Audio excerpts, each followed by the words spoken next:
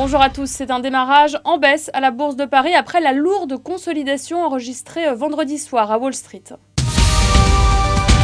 Et parmi les valeurs à suivre ce matin, Peugeot, BMW espère que le groupe lui verse un montant de 50 millions d'euros dans le cadre de la fin du partenariat qui liait les deux groupes dans les technologies hybrides.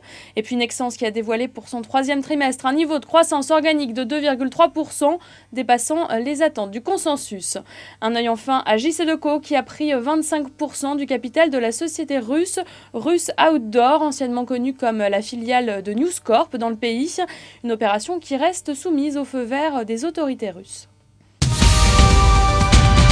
Suez Environnement et Veolia Environnement auraient envisagé un rapprochement à l'initiative du président de Suez, Jean-Louis Chaussade, selon des informations du Monde qui indiquent que des groupes de travail avaient été mis en place en septembre dans cet objectif.